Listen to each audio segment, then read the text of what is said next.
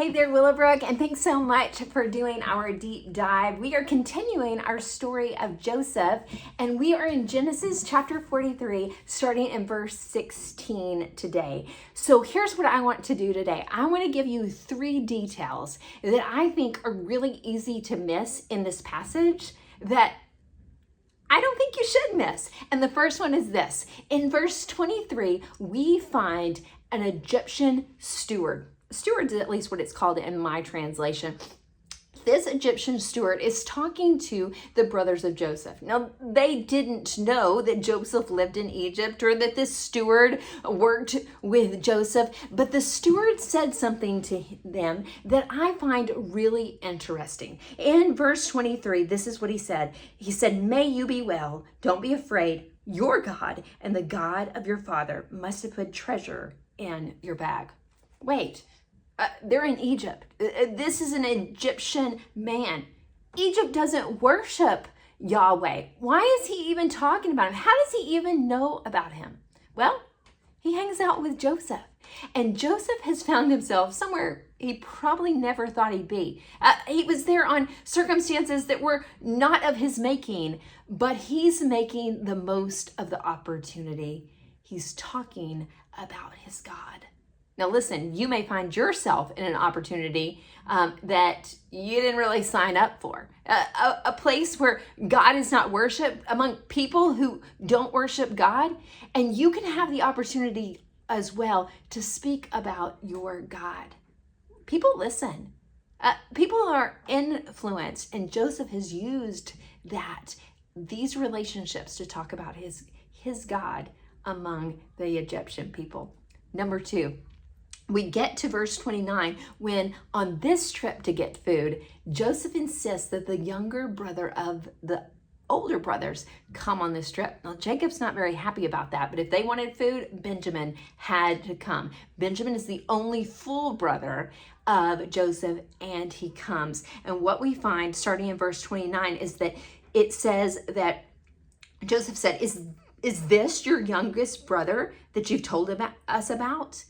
And they acknowledge, yeah, this is Benjamin. And what happens next in verse 30, it says that Joseph hurried out because he was overcome with emotion for his brother, and he was about to weep. Now talk about drama. We're getting the inside scoop here, but what we're also getting to see is Joseph is a really real dude. He's got real emotions, and this is his brother who he loves. And he has missed and he has not seen, and he is moved to the point that he removes himself so that he can get himself together, compose himself before he returned. I think it's important we note that characters we read about in the Bible are really real people with really real emotions. And it's okay to have emotions. It's okay to be moved, particularly when you love somebody. It's okay to love somebody. It's okay to miss somebody. And the Bible gives us a good picture of that here when we see Joseph meeting and seeing Benjamin for the first time. And then finally in verse 32, it talks about the fact that Joseph is not sitting with his brothers to eat a meal. But what happens is when the brothers come to eat the meal, there's little nameplates at all the spots, and the brothers are sat in the order of their birth. Wait, how did these guys know the order that the brothers were born in? Such an interesting little plot twist of these little Easter eggs, if you might, that to give these guys some hints, if they're paying attention, Joseph is their brother. And God is orchestrating a story that will be huge for all of history for us as we study the Bible and eventually as Jesus will come, because these brothers are the start of the nation of Israel, the 12 tribes of Israel. And this is a pretty cool little part of this story where, did they catch it? They were astonished, it says.